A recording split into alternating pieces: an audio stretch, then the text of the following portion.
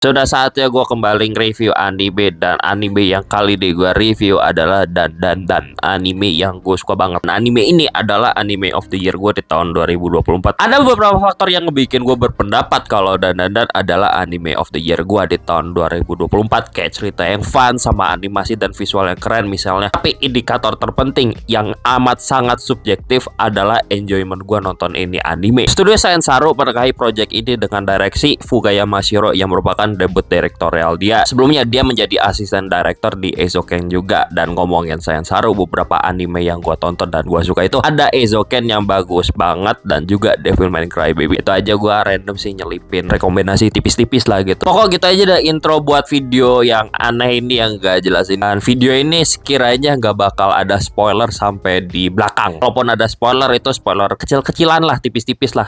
Oke gitu aja ya. Langsung aja deh gue bahas. Pertama yang mau gue review adalah review cerita Dandanan. Cerita Dandanan adalah salah satu daya tarik utama bagi gue dari pas dulu nyoba baca manganya dan nonton animenya, karena gue rasa cerita Dandanan ini nyeleneh dan sangat out of the box, tapi itu bekerja, itu cocok gitu loh, itu pas gitu dan rasanya nggak aneh gitu. Lu paham gak sih maksud gue? Pokok gitu dah. Gue nggak tahu sih mangakanya Yuki Nobutatsu pas bikin cerita itu mikirin apa. Kayak cerita itu berpusat dari hilangnya harta karun biji emas si MC karena hantu bernama Nenek Turbo itu yang nyolong. Dan Nenek Turbo ini larinya sangat cepat itu si hantu itu. Dan ternyata biji si MC ini juga dicari sama alien dan itu gila. Jadi lo ada elemen supernatural ngaco banget, kayak lo ada hantu, ada roh lah. Ketambahan elemen sci-fi juga gara-gara ada aliennya. Hasilnya adalah cerita action komedi chaotic yang lucu banget dan seru banget. Apakah isinya action komedi doang? Tentu enggak. Kalau misalnya series ini pengen serius, itu bisa serius banget, dan pas seriusnya itu bisa ngena banget sih. Mungkin di anime ya momen yang vibe seriusnya itu masih sedikit gitu, tapi ya ini heads up aja buat yang baca manganya lumayan jauh dulu ya. Kalau ada momen serius ya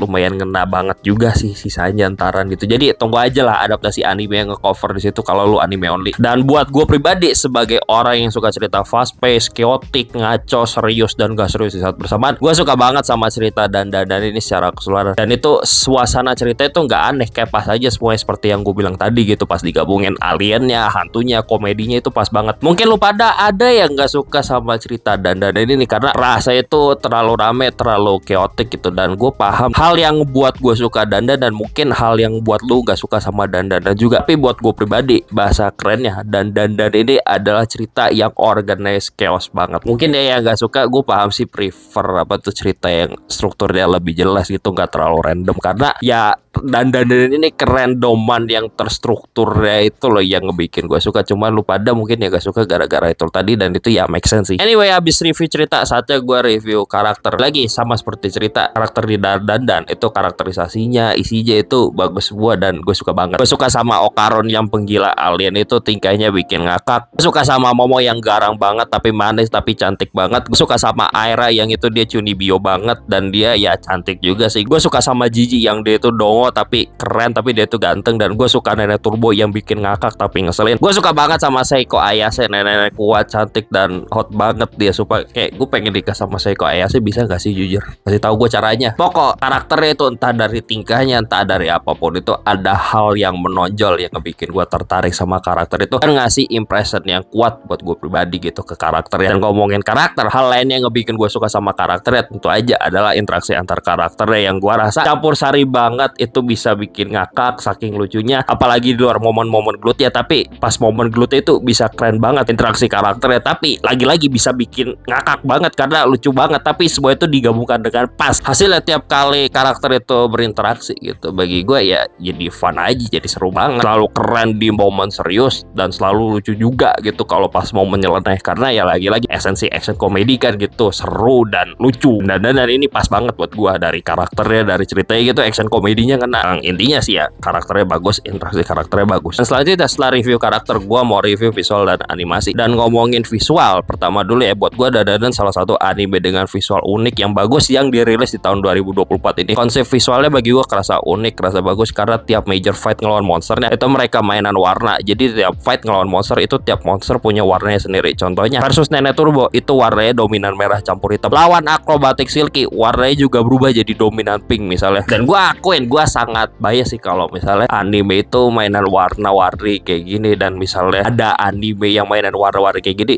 gue bakal suka banget. Dan ini salah satu contoh kasusnya buat gue pribadi. Apakah ada flaw? Ya tentu ada gitu. Kayak misalnya gue kurang nyetel aja sih pas bagian yang Cikitita itu yang alien yang warna itu kalau nggak salah jadi kuning, itu gue kurang demen aja. Padahal gue demen warna hijau sebelumnya itu yang ada monster kayak Loch Ness kayak Gojira gitu. Cuman buat gue minusnya di bagian visual bagi gue kerasa dikit dan ya gak bikin gue annoying amat gitu. Jadi minusnya kalah sama hal bagusnya gitu. Jadi nggak terlalu gue pikirin amat. Dan setelah itu kalau ngomongin visual tentu aja satu paket sama gue ngomongin animasi dan juga. Gue ngerasa dari apa yang gue lihat animasi dan itu bagus banget, gak ada hal yang kelihatan jelek. Dan lagi-lagi kalau animasinya ada minusnya, hal yang bikin gue risih sampai menyatakan itu jelek itu dikit banget. Jadi kayak ya udahlah, animasi dan sebagai series action komedi itu bagus. Mau pas momen action gelut ya, pergerakan animasi itu bagus dan nggak bikin gue suka liatnya gitu loh. Begitu juga momen komedinya yang seringkali punya animasi karakter acting yang lucu. Tanpa ngasih spoiler, pokok ada di saat itu ada suatu episode yang ubah tone shift gitu, jadi serius banget, jadi dramatis banget. Itu tetap punya visual dan animasi yang bagus banget. Dan lagi-lagi gak kerasa out of place gitu. Transisi dari action komedinya ke sisi serius itu pas banget. Ini ngomongin directing lah tipis-tipis. Dan itu gue suka banget lah. Ini tuh lagi-lagi ngena banget karena visual dan animasi yang gue rasa bagus. Ujungnya ya secara keseluruhan buat visual dan animasi dan gue gak bakal nyangkal ada flaw-nya. Cuman lagi-lagi gue tekanan flaw dari visual dan animasi dan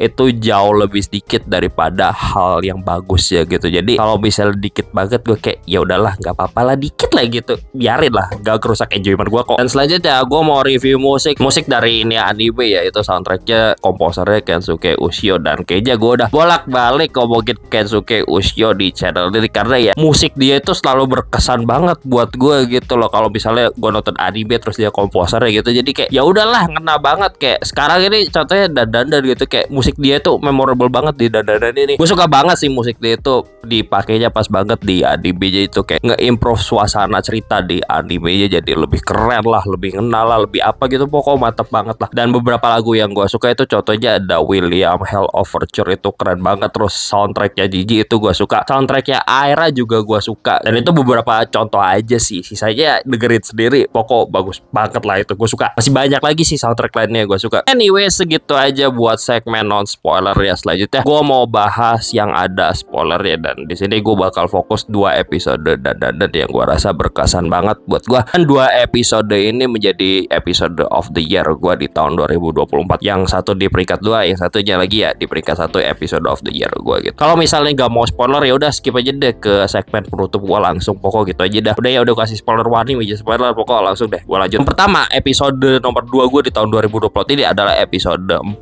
dan yaitu Fight Momo bareng Okarun versus Turbo Grady. Episode ini action oriented dari awal sampai akhir, isinya gelut atau ya lari-larian gitu Okarun sama Momo buat mencari cara ngalahin Nenek Turbo. Gue suka banget build up-nya pas awal masuk terowongan yang pecah itu cepet banget suasananya, dari 0 ke 100 itu cepet banget, mantep, gue suka, chaos banget. Momen yang berkesan banget buat gue pas di terowongan itu ya Nenek Turbo nutupin terowongan dia pakai badannya itu, rasanya ya unsettling lah gitu bahasa kerennya. Momen yang paling gue suka di episode ini pas Okarun gendong Momo yang berusaha kabur dari kumpulan zombie ciptaan Nenek Turbo dan naik ke kepiting gedenya, itu gila sih. Gue suka banget pas musiknya yang main itu yang William Hell Overture itu, momennya hype banget itu, langsung itu keren sih, lari-lariannya keren banget, animasinya, pergerakan kameranya itu mantep. Pas bagian loncat gedung, pas loncatin kepitingnya itu keren, dan hal yang ada di manga itu di-improve banget. Hasilnya adalah episode action yang hype banget, yang pecah banget. Gue kira dengan episode Nenek Turbo itu tadi adalah episode of the year gue, tapi ternyata gue salah. Episode of the year gue adalah episode 7-nya, itu backstory Acrobatic Silky yang menjadi episode of the year gue. Episode 7 ini awalnya gelut buat ngalahin Acrobatic Silky, dan momen actionnya tetap kok punya visual sama animasi yang bagus banget dan hype banget. Tapi yang ngebikin episode 7 ini episode of the year gue karena pas segmen backstory Acrobatic Silky yang sedih, yang pedih banget, bikin gue nangis. Secara keseluruhan directing backstory-nya yang menggunakan elemen show don't tell itu punya visual dan animasi yang bagus, dan terutama karakter actingnya yang ngebikin gue nangis kenceng nontonnya. Ada bagian animasi eksperimental fundamental yang gue suka banget karena dieksekusi dengan bagus. Dan itu pas momen perspektif first person acrobatic Silky ngejar mobil orang yang nyulik anaknya, itu gila banget sih impactnya. Puncak episode ini pas acrobatic Silky dansa di atas gedung sebelum dia bunuh diri karena sudah putus asa dikarenakan sumber kebahagiaannya yaitu anak perempuannya diculik. Pas dansa itu directing, visual, animasi, musiknya semuanya menyatu menjadi momen yang sempurna dan sangat menyayat hati. Dan gue nangis banget nontonnya sampai episode kelar sebelum tiba-tiba outro-nya itu mulai nenek turbo joget dan malah rusak momen gue. Sumpah itu bangke banget sih. Anyway, penutup dari gue adaptasi anime Dan